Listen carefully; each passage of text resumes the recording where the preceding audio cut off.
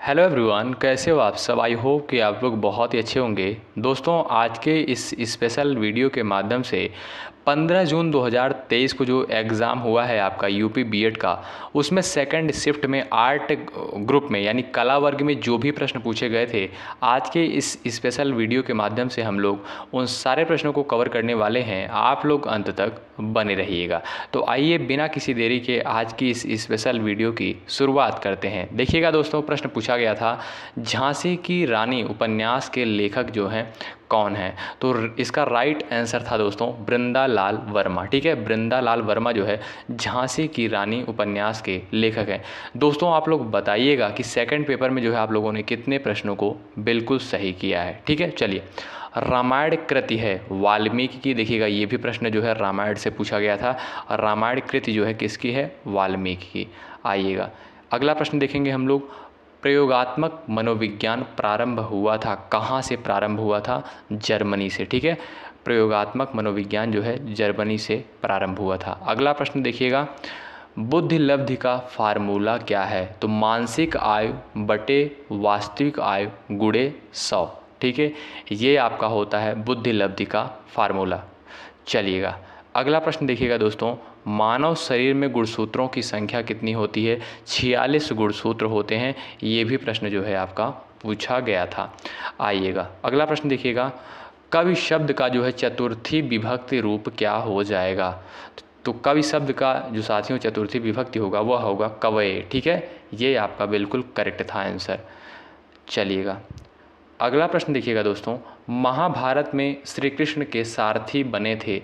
तो इसका जो सही जवाब चला जाता, उसका राइट आंसर था दोस्तों अर्जुन के। ठीक है, महाभारत में श्री कृष्ण जो है किसके सारथी बने थे, तो अर्जुन के। आइएगा, अगला प्रश्न देखते हैं हम लोग। दीर्घ स्वर संधि नहीं है, ये प्रश्न पूछा गया था और आपके इस टाइप के विकल्प दिए गए थे, 4 ऑप्शंस दिए गए थे, शिवालय, भोजनालय, विद्यालय, चंद्रोदय। इसमें आपसे पूछा गया था दीर्घ स्वर संधि जो है किस ऑप्शन में नहीं है। तो दोस्तों यहाँ पर देखिएगा, शिवालय, भोजनालय, विद्यालय, इन तीनों में जो है दीर्घ स्वर संधि है और चंद्रोदय में जो है दीर्घ स्वर संधि नहीं है। तो आपका ऑप्शन यहाँ पर 4 करेक्ट हो जाएगा। ठीक है, आइएगा, देखिएगा दोस्तों, अगला प्रश्न पूछा गया था, अमृतलाल नागर का उपन्यास नहीं है। उर्वशी जो है अमृतलाल नागर का उपन्यास नहीं है। साथियों, जिस हिसाब से हमको ऑप्शंस मिले हैं हमने उस हिसाब से ऑप्शंस को लिया है। तो यहाँ पर राइट आंसर आपका चला जाता उर्वशी। ठीक है, अमृतलाल नागर का उपन्यास नहीं है उर्वशी। ठीक है, उसमें ऑप्शन जो भी दिया होगा आप लोग बताएंगे। प्लासी का युद्ध जो है कब हुआ था, ये देखिएगा प्रश्न दोस्तों पूछा गया था। तो प्लासी का युद्ध भाई जो है 1757 में हुआ था। ठीक है, ये भी प्रश्न पूछा गया था, प्लासी का युद्ध जो है कब हुआ था। मुस्लिम लीग की स्थापना जो है कहाँ हुई थी, ये भी देखिएगा प्रश्न पूछा गया था दोस्तों। मुस्लिम लीग की स्थापना कहाँ हुई थी। तो ढाका में जो है दोस्तों मुस्लिम लीग की स्थापना हुई थी। आइएगा, अगला प्रश्न देखेंगे, खालसा पंथ की स्थापना किसने की। तो गुरु गोविंद सिंह के द्वारा जो है खालसा पंथ की स्थापना करी गई थी। साथियों, अगर आप लोग चैनल पर नए हैं और यूपी से आप सभी को बीएड करना है तो सारी प्रक्रिया काउंसलिंग से लेकर सारी चीज़ों की जानकारी प्राप्त करने के लिए आप लोग चैनल से ज़रूर जुड़िएगा। सब्सक्राइब करके बेल आइकन को प्रेस कर लीजिएगा। आपको निश्चित रूप से यहाँ पर हेल्प मिलेगी। पल पल की अपडेट पाने के लिए आप लोग ज़रूर जुड़ जाइएगा, निश्चित रूप से आपको मदद मिलेगी। नटराज की कांसे की मूर्ति किस कला का उदाहरण है, ये भी देखिएगा क्वेश्चन पूछा गया था दोस्तों।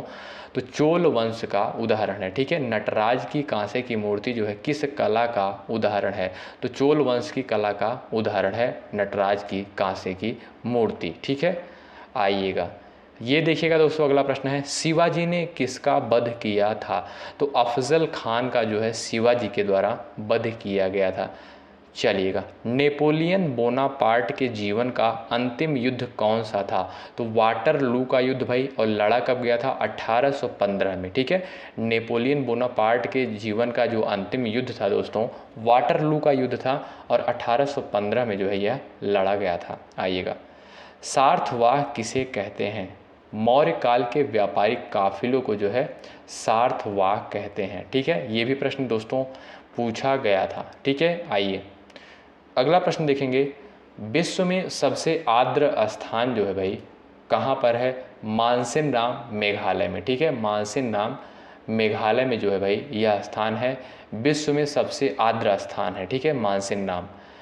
चलिए अगला प्रश्न हम लोग देखेंगे दोस्तों, चीन का जो है सीमावर्ती देश नहीं है, तो बुल्गारिया जो है आपका चीन का जो है सीमावर्ती देश नहीं है। ये ऑप्शन में अगर रहा होगा तो आप लोग जो है इस पर टिक किए होंगे तो आपका जवाब बिल्कुल राइट हो जाएगा, ठीक है भाई। आइएगा, अल नीनो क्या है? एक गर्म जल धारा है दोस्तों, ये भी प्रश्न देखिएगा पूछा गया था, अल नीनो क्या है? तो ये क्या है भाई? एक गर्म जल धारा है।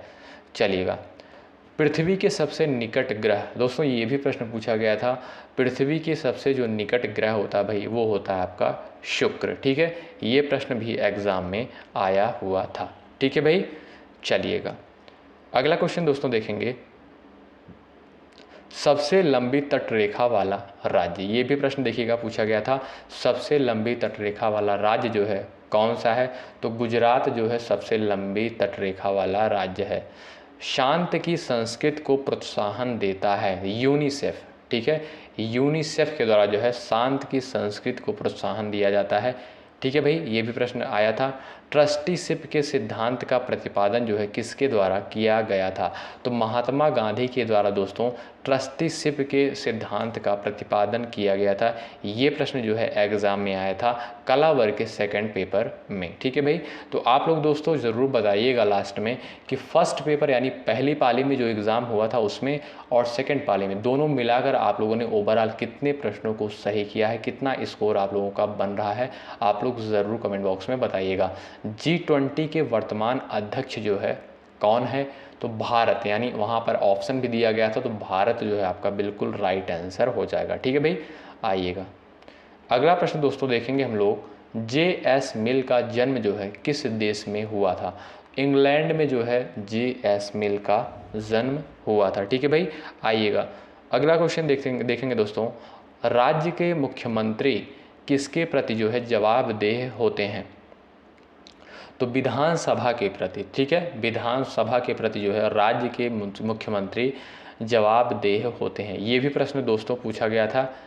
चलिए भाई साथियों, आप लोग वीडियो को ज़रूर लाइक करिएगा क्योंकि बहुत ही मेहनत के साथ आप सभी के लिए इन सारे क्वेश्चंस को कंसाइज किया है इस वीडियो के माध्यम से, ठीक है भाई।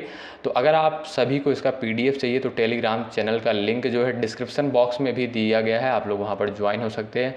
वहाँ पर दोस्तों आपको टेलीग्राम पर जो है इसका PDF जो है मिल जाएगा, हर एक पेपर का जो है आपको PDF मिल जाएगा, ठीक है भाई। आइएगा, नाबार्ड की स्थापना किस समिति से हुई थी? तो शिव नारायण समिति के द्वारा जो है भाई नाबार्ड की स्थापना हुई थी, ठीक है। संपत्ति कर सर्वप्रथम जो है कब लगाया गया था? ये भी देखिएगा क्वेश्चन पूछा गया था दोस्तों, संपत्ति कर के बारे में प्रश्न पूछा गया था कि कब लगाया गया था? तो 1957 में, ठीक है, 1957 में जो है लगाया गया था संपत्ति कर। आइएगा, ये देखिएगा अगला प्रश्न था, स्वतंत्रता के बाद जो है RBI के गवर्नर कौन थे? स्वतंत्रता के बाद जो है RBI के गवर्नर जो थे CD देशमुख, ठीक है, CD देशमुख जो थे स्वतंत्रता के बाद जो है RBI के गवर्नर थे, CD देशमुख, ठीक है। चलिए अगला प्रश्न देखेंगे, 1947 में भारत की कुल जनसंख्या जो है कितनी थी?